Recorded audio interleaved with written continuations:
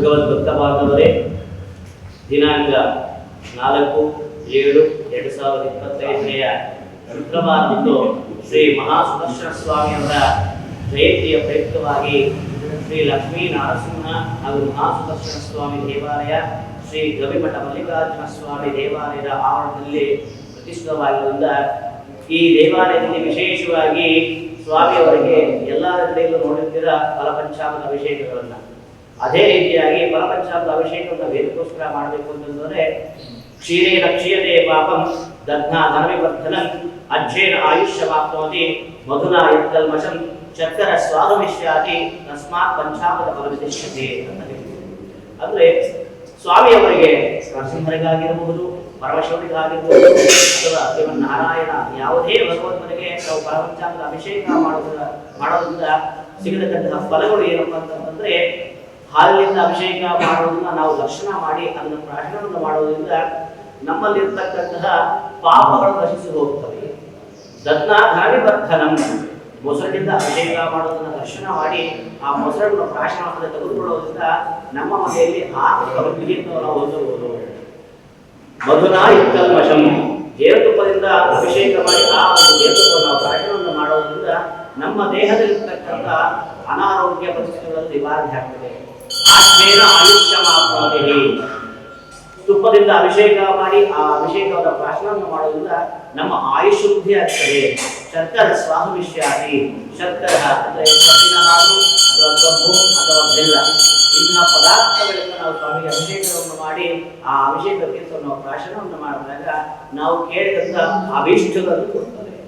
ಅದೇ ರೀತಿಯಾಗಿ ಈ ದಿವಸ ವಿಶೇಷವಾಗಿ ಮಹಾಸುದರ್ಶನ ಸ್ವಾಮಿಯವರ ಜನ್ಮದಿನವಾದ್ದರಿಂದ ಅವರಿಗೆ ವಿಶೇಷವಾಗಿ ಆ ಫಲಪಂಚಾಮೃತ ಅಭಿಷೇಕದ ಜೊತೆಗೆ ಸಪ್ತವರ್ಣಗಳ ಅಭಿಷೇಕವನ್ನು ಕೂಡ ನಾವು ಮಾಡಬಹುದು. ಅದರ ವಿಶೇಷತೆ ಏನಪ್ಪ ಅಂತಂದ್ರೆ, ಸ್ವಾಮಿ ಅವರಿಗೆ ಸುದರ್ಶನ ಸ್ವಾಮಿ ಅವರಿಗೆ ಆಕಾರಗಳಿಲ್ಲ. ಯಾವ ರೀತಿಯ ಆಕಾರ? ಅಗ್ನಿ ಆಕಾರ, ಜ್ವಾಲೆಗಳ ಆಕಾರವಾಗಿರುತ್ತದೆ. ಅದರಲ್ಲಿ ಒಂದೊಂದು ವರ್ಣವು ಒಂದೊಂದು ಲೋಕವನ್ನು ತಿಳಿಸುತ್ತದೆ. ಯಾವ ರೀತಿ ನಮಗೆ ಗೊತ್ತಿರತಕ್ಕಂಥದ್ದು 14 ಲೋಕಗಳು. 14 ಲೋಕಗಳಲ್ಲಿ ಭೂಲೋಕ, ಭೂರ್ಲೋಕ, ಸುವರ್ಲೋಕ, ಮಹರ್ಲೋಕ, ಜನೋಲೋಕ, ತಪೋಲೋಕ, ಸತ್ಯಲೋಕ. ಅಂದ್ರೆ ಈ ಭೂಮಿಯಿಂದ ಮೇಲೆ 7 ಲೋಕಗಳು ಇರುತ್ತವೆ. ಅದೇ ರೀತಿಯಾಗಿ ಭೂಮಿಯಿಂದ ಕೆಳಗಡೆಗೆ ಅತಳ, ವಿತಳ, ಸುತಳ, ರಸಾತಳ, ಮಹಾತಳ, ಪಾತಾಳ, ಈ ರೀತಿ 7 ಲೋಕಗಳು. 14 ಲೋಕಗಳು ನಿಷ್ಕಲ್ಮಷವಾಗಿ ಸಂಚರಿಸತಕ್ಕಂತಹ ಶಕ್ತಿ ಮಹಾಸುದರ್ಶನ ಸ್ವಾಮಿ ಅವರಿರುತ್ತೆ. ಅದು ಪರಮಾತ್ಮನ ಅನುಗ್ರಹದಿಂದ ಯಾವಾಗಲೂ ಅವರು 14 ಲೋಕಗಳಲ್ಲೂ ಸಂಚರಿಸುತ್ತಾ ಭಗವದ್ ರಕ್ಷಣೆಗಾಗಿ ಸದಾ ಕಾಯ್ತಾ ಇರ್ತಾರೆ. ಭಗವಂತನನ್ನು ಯಾರು ನಂಬಿರ್ತಾರೋ ಅಂದ ರಕ್ಷಣೆಯನ್ನು ಕೊಟ್ಟು ಸ್ವಾಮಿ ನಮಗೆ ಅನುಗ್ರಹ ಕೊಡ್ತಾ ಇರ್ತಾರೆ.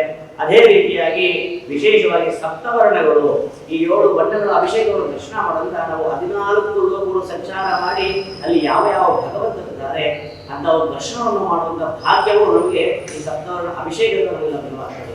ಅದೇ ರೀತಿಯಾಗಿ ಸಪ್ತವರ್ಣ ಅಭಿಷೇಕಗಳಲ್ಲಿ ಸಹ ಆದಿತ್ಯಾದಿ ನವಗ್ರಹಗಳಲ್ಲಿ ವಿಶೇಷವಾಗಿ 7 ಗ್ರಹಗಳನ್ನು ನಾವು ತಿಳ್ಕೋಬೇಕಾಗ್ತದೆ. ಆ ವಿಶೇಷವಾಗಿ 7 ಗ್ರಹಗಳು ಸೂರ್ಯ, ಚಂದ್ರ, ಮಂಗಳ, ಬುಧ, ಗುರು, ಶುಕ್ರ, ಶನೇಶ್ವರ, ರಾಹು, ಕೇತು. ಅದರಲ್ಲಿ ರಾಹು ಕೇತುಗಳು ಛಾಯಾಗ್ರಹಗಳಾದ್ದರಿಂದ 7 ಗ್ರಹಗಳನ್ನು ವಿಶೇಷವಾಗಿ ನಾವು ಈ ಆರಾಧನೆಯನ್ನು ಈ ಅಭಿಷೇಕದ ಮುಖಾಂತರವಾಗಿ ದರ್ಶನವನ್ನು ಮಾಡಿದ್ರೆ ನಮಗಿರ್ತಕ್ಕಂಥ ನವಗ್ರಹ ದೋಷಗಳು ಹಾಗೂ ನಮಗಿರ್ತಕ್ಕಂಥ ದೃಷ್ಟಿಗಳು ಎಲ್ಲ ಹೇಳ್ತಾ ಇರ್ತಾರೆ. ನಿಮ್ಮ ಜ್ಯೋತಿಷರಲ್ಲಿ ಅಥವಾ ಯಾವ ದೇವಸ್ಥಾನದಲ್ಲಿ ಹೇಳಿದಾಗ ನಮ್ಮ ಮನೆಯಲ್ಲಿ ಏನೊಂದು ವಾತಾವರಣದಲ್ಲಿ ಹೆಚ್ಚು ಕಡಿಮೆ ಆಗಿದೆ, ನಮ್ಮ ದೃಷ್ಟಿಗಳಾಗಿದ್ದಾಗ ಸ್ವಾಮಿ ಅಂತಂದಾಗ ಮಹಾಸುದರ್ಶನ ಹೋಮವನ್ನು ಮಾಡಿಕೊಳ್ಳಿ ಅಥವಾ ಮಹಾಸುದರ್ಶನ ಪೂಜೆಯನ್ನು ಮಾಡಿ ಮಹಾಸುದರ್ಶನಕ್ಕೆ ಸ್ವಾಮಿಗೆ ದೀಪವನ್ನು ಹಚ್ಚಿ ಆರಾಧನೆಯನ್ನು ಮಾಡಿದ್ರೆ ನಿಮಗಿರ್ತಕ್ಕಂಥ ದೃಷ್ಟಿಗೋಸ್ಕರ ನಿವಾರಣೆ ಆಗ್ತದೆ ಅಂತ ಎಲ್ಲರೂ ಹೇಳ್ತಾ ಇರ್ತಾರೆ, ಕೇಳಿರ್ತೀರ ಕೂಡ.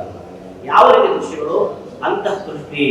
ಮೊದಲನೇದಾಗಿ ನಮಗೆ ನಾವು ದೃಷ್ಟಿಯನ್ನು ಮಾಡ್ಕೊಳ್ತೀವಿ. ಯಾವ ರೀತಿಯಾಗಿ ನಾವು ಒಳ್ಳೆ ಬಟ್ಟೆಯನ್ನು ಹಾಕೊಂಡಾಗ ನಮ್ಮನ್ನು ನಾವು ನೋಡ್ಕೊಂಡು ಎಷ್ಟು ಚೆನ್ನಾಗಿದೆ ಬಟ್ಟೆ ಅಂತ ನಾವು ಹೇಳ್ಕೊಂಡಾಗ ಅದು ಕೂಡ ನಮ್ಮ ದೃಷ್ಟಿ ಆಗ್ತದೆ. ನೀಚ ದೃಷ್ಟಿ, ಕೆಲವು ದೃಷ್ಟಿಗಳು ಸರಿ ಇಲ್ಲ. ನೀವೇನೋ ಒಂದು ವೈಶಾರಾಮಿಕ ಆಗ್ಬೋದು, ಬಟ್ಟೆಯನ್ನು ಹಾಕಿರ್ಬೋದು, ಇಲ್ಲ ಒಳ್ಳೆ ಭೋಜನವನ್ನು ಮಾಡ್ತಾ ಇದ್ದಾಗ ಅವರು ನಿಮ್ಮನ್ನು ನೋಡ್ತಾರಲ್ವಾ, ಆ ದೃಷ್ಟಿ ಕೂಡ ಸರಿ ಇಲ್ಲ. ಅಂತ ದೃಷ್ಟಿಗಳು. ಬಲಿಗೆ ದೃಷ್ಟಿ, ನೀವು ಓಡಾಡಬೇಕಾದ್ರೆ ದಾರಿಗಳಲ್ಲಿ ಆ ನಿಂಬೆ ಹಣ್ಣು ಮೊಟ್ಟೆ ಇಂಥವೆಲ್ಲ ಮಾಡಿರ್ತಾರೆ, ಅದಕ್ಕೆ ಬಂದು ಅದೆಲ್ಲ ಗಾಡಿಗೆ ಹೋಗಿರ್ತೀರ. ಅಂತಹ ಸಂದರ್ಭದಲ್ಲಿ ಕೂಡ ನಮಗೆ ದೃಷ್ಟಿಗಳಾಗಿ ಪರಿಗಣನೆಯಾಗಿ ನಮಗೆ ಜೀವನದಲ್ಲಿ 7 ಬೀಳುವುದಕ್ಕೆ ಸಾಧ್ಯತೆ ಆಗ್ತದೆ. ಅಂತಹ ಒಂದು ದೃಷ್ಟಿಗಳು ಕೂಡ ಈ ಸುದರ್ಶನ ಸ್ವಾಮಿ ಅವರಿಗೆ ವಿಶೇಷವಾಗಿ ಸಪ್ತವರ್ಣಗಳ ಅಭಿಷೇಕ ಮಾಡೋದ್ರಿಂದ ನಿವಾರಣೆ. ಅದೇ ರೀತಿಯಾಗಿ ತ್ರಿಕರಣ ಶುದ್ಧಿಯಾಗಿ ಭಗವಂತನಿಗೆ ನಾವು ಏನೇ ಸಮರ್ಪಣೆಯನ್ನು ಮಾಡಿದರೂ ಕೂಡ ಯಾವ ರೀತಿ ಮನಸ ವಾಚ ಕರ್ಮಣ ಈ ಒಂದು ತ್ರಿಕರಣ ಶುದ್ಧಿಯಿಂದ ಭಗವಂತನಿಗೆ ಸೇವೆಯನ್ನು ಮಾಡಿದಾಗ ನಾವು ಕೇಳಿದ ಅಭೀಷ್ಟಗಳನ್ನು ಕೊಡ್ತಾ ಸ್ವಾಮಿಯವರು ನಮಗೆ ಅನುಗ್ರಹವನ್ನು ಕೊಡ್ತಾರೆ. ಯಾವ ರೀತಿಯಾಗಿ ಎಂತಹ ಸಂದರ್ಭದಲ್ಲೂ ಕೂಡ ಆಪತ್ಕಾಲದಲ್ಲಿ ಆಪತ್ಭಾಗವಾಗಿ ಬಂದು ಮಹಾಸುದರ್ಶನ ನಮ್ಮನ್ನು ಕಾಯ್ತಾರೆ. ಅದರಿಂದ ನೀವು ಈ ಭಗವಂತನ ಮಹಾಸುದರ್ಶನ ಸ್ವಾಮಿ ಜಯಂತಿಯಂದು ವಿಶೇಷವಾಗಿ ಈ ಪರಪಂಚಾಮೃತ ಅಭಿಷೇಕಗಳು ಹಾಗೂ ಸಪ್ತವರ್ಣ ಅಭಿಷೇಕಗಳು ದರ್ಶನವನ್ನು ಮಾಡಿ ಪುನೀತರಾಗಬೇಕಾಗಿ